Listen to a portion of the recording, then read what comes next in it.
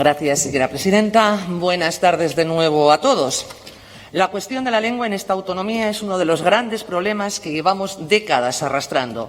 Un problema que además pasa por la gran mentira de los modelos lingüísticos y por la deriva totalitaria y francamente perniciosa de exigir el PL2 a todos los profesores.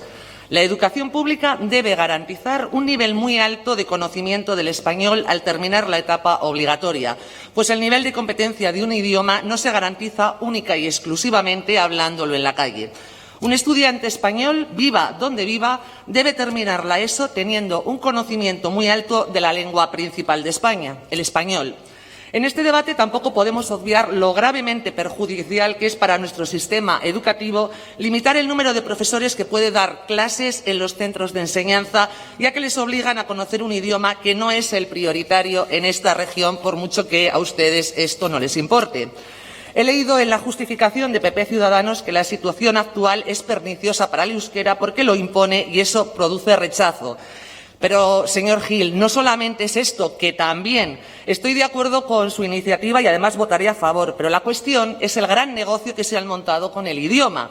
Con la justificación de una nación imaginada que tiene como fundamento la lengua, han impuesto euskaltegis, ikastolas, reparto de ingentes cantidades de euros en euskaldunizar y aquí es donde está el quid de la cuestión. Euskera al precio que sea, así sea una barrera infranqueable para muchos niños no vascoparlantes, así sea una injusticia para nuestros jóvenes que terminan pasando por la educación pública sin ser competentes en ninguna de las dos lenguas, así sea un golpe letal a la calidad del profesorado que debe hacer esfuerzos mayúsculos en aprender un idioma para la burocracia y no en mejorar en la docencia de sus asignaturas.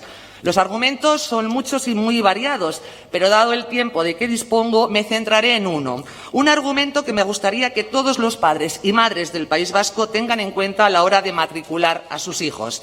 El español es nuestra mayor riqueza. Nos abre la puerta a un mundo de más de 400 millones de hispanohablantes. Nos confiere la posibilidad de poder vivir pudiendo comunicarnos con gente de todo tipo y de muchos puntos del mundo. Estas virtudes se traducen en poder, en beneficios que no tienen otras naciones y que no podemos despreciar. No les pido que renuncien a su lengua materna, sea cual sea. Les pido que eduquen en español por sus hijos, por nuestro futuro y por el suyo. Hablemos español.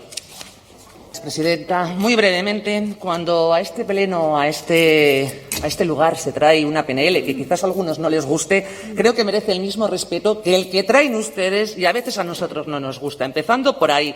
Un sistema educativo plurilingüe, con euskera como eje central. ¿Esto no es priorizar el euskera frente al español? Yo creo que sí, no están en el mismo nivel. El otro día, además, tuvimos un ejemplo de cómo el euskera a veces es muy excluyente en la sociedad en que nos movemos. Intervino el señor Gordillo y la presidenta se dirigió a él en euskera cuando él no entendía el euskera. ¿No es excluyente el euskera en esta Cámara? Claro que lo es. Y por otro lado, señor Gil, claro que corremos peligro de que el español desaparezca. Y le voy a decir por qué. Porque se está perdiendo y desdibujando, porque hay muchas personas que ya hablan de idioma, idiomo, idiome, y esas señoras, señores, no sé dónde quieren llegar. Muchísimas gracias.